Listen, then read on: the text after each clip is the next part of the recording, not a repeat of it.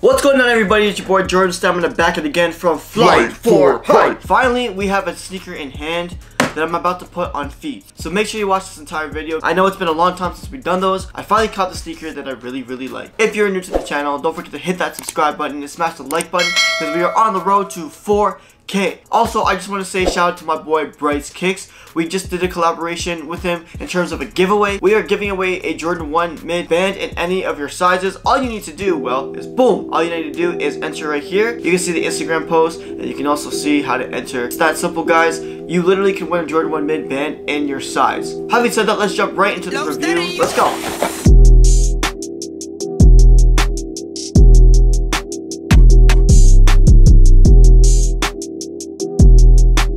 So right now we have the Jordan Wood mid in the black royal tumbled leather colorway, and it looks oh so good. Let's get into the materials right away. First things first, you can see this upper is consisting of leather. Yes, and it is tumbled leather. So let's start with the toe box. The toe box, you can see that it's got that nice hint of royal blue. It is somewhat soft leather. Of course, it's something that you would expect out of a Jordan 1 mid, but it does feel nice, and honestly, smells pretty good too. And followed by that, you do see the perforated holes. Moving on from that, you see the black tumbled leather that goes right around to the inside of the sneaker, and of course it goes to the hit of black on the side panel. You can see that this sneaker has the blue swoosh, which is really nice, and it also wraps around to the heel. Wrapping around the heel, you do see it's got the hit of royal blue once again. Really nice and soft, and I really like how they actually made this blue instead of black. I feel like this just makes the entire sneaker look more full. Heading towards the laces, you do see that hit of blue again. You can basically see that it goes along where the Wings logo is, which of course the Wings logo is a black glossy finish. And over here you can see the hit of blue again. The sock liner, as you can see, it's black. Boom, check that out.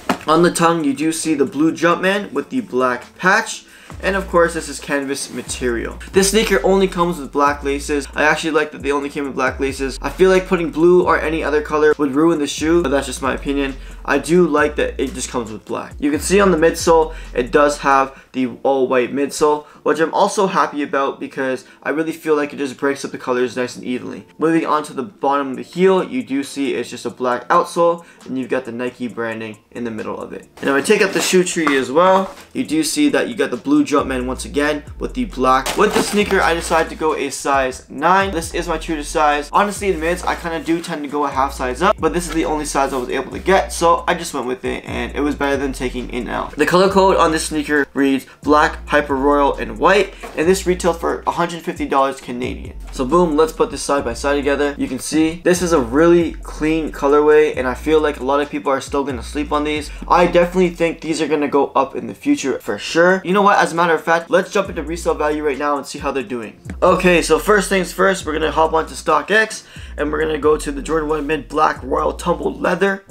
Oh god. Yes, they're not that much right now, but I feel like in the future they are going to 100% be a $350 shoe. You see here on the size 9, right now it's going for $175, so with tax to $101 and plus duties and all that stuff. But you can see that at least it's going for like $20 retail basically. Give or take, you'll make $5. Just because with tax here, this sneaker ended up becoming like $169. So let's just round it up to 170 bucks. If I go to the sell now, obviously I'm not going to be making any profit whatsoever. So this sneaker, definitely you do not want to flip this immediately unless you can find someone locally who you can make at least a $50 to $60 flip with. So the most expensive size right now obviously is a size 7. You can see this is going for $242.